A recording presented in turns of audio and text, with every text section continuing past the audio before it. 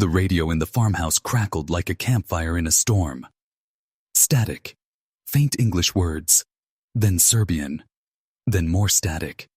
Specialist Arthur Jibilian hunched over the field set, headphones pressed into his ears, pencil in hand. The little generator outside chugged steadily, driven by a mule rigged to a flywheel. On the other end of that tenuous link was 15th Air Force HQ in Bari, Italy, 300 miles and a world away. Bari, this is Halyard. Repeat, this is Halyard. Do you read? He glanced up at Mussolini and Rajatic. Both men were watching his face like it was a weather report. A burst of static, then a clearer voice came through, filtered and distant. Halyard, this is Bari. Reading you. Go ahead. Jibby swallowed and began relaying what they'd confirmed. Have located large concentration of Allied aircrew. Repeat, large concentration. At least 250, possibly more.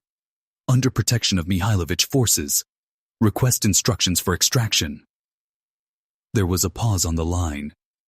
Far away, officers in clean uniforms in an air-conditioned room were having their perceptions rearranged. Up to that point, the reports of downed flyers with Chetniks had been rumors. Half-trusted intelligence nuggets. Things you filed under interesting if true. Now 3 OSS operatives with working radios were telling them it was very true. And making it an Allied problem. In Bari that June, Lieutenant Colonel George Krager, Yugoslav-born, American officer, veteran pilot, had already been losing sleep over the casualty lists. The 15th Air Force's missions over Ploiești and other Romanian targets had been bloody. 1,500 miles round trip. Flak belts so dense you could almost taxi on them. Fighters waiting on the way in and out. Every B-24 or B-17 that went down took 10 men with it. Not all died in the air. Those who got out under silk faced their own gauntlet.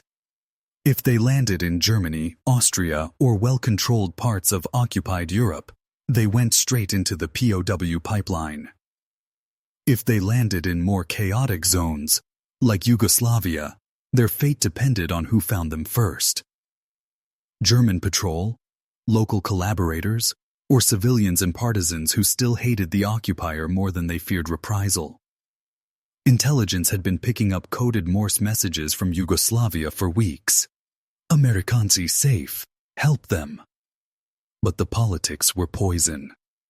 Early in the war, British liaison missions had worked closely with Mihailovic's Chetniks, sending weapons, radios, and officers into the hills.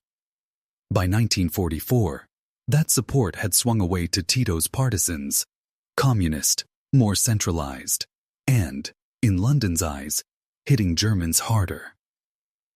Chetniks were being painted as collaborators in some circles. Files in London used words like unreliable, compromised, too focused on Serbian royal goals. Backing Mihailović again might anger Tito, anger Stalin, and complicate the already nightmarish puzzle that was the Balkans. Krager and the OSS men advising him had a simpler equation in mind. 500 American aircrew versus one very messy political situation. Which one mattered more? Back in Pranjani, as the radio linked that hillside farmhouse to HQ, another question came back over the ether, clipped and almost casual. Halyard, this is Bari. Confirm number of airmen. Can they be concentrated at one location? Mussolini could only give estimates.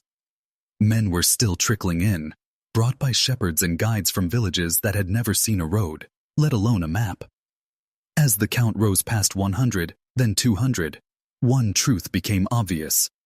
You couldn't sneak them out through the lines in ones and twos.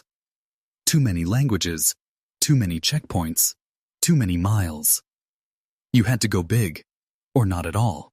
The next message from Bari dropped like a stone in the farmhouse.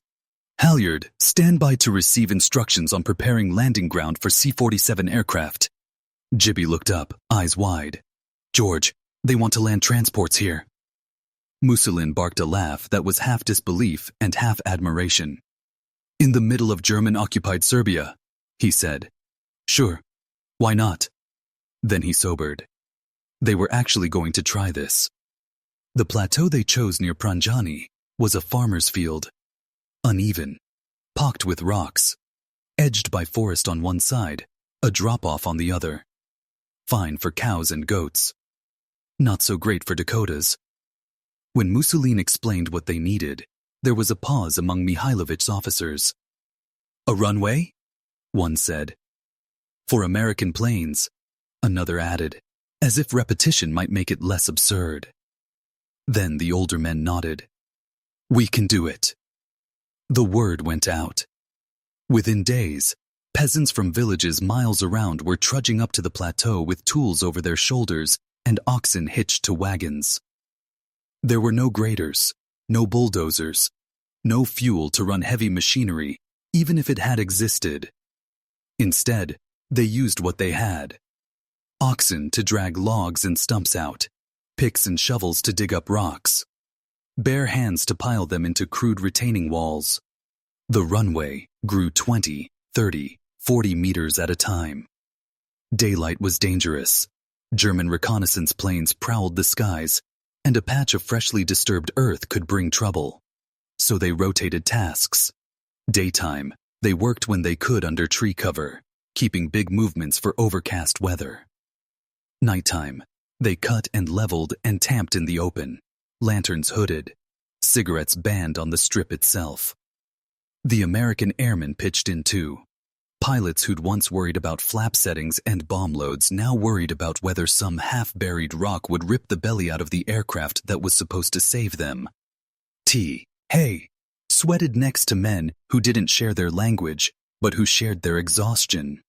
In less than 3 weeks, they had something that, in good light and with a strong stomach, could pass for a C-47 strip.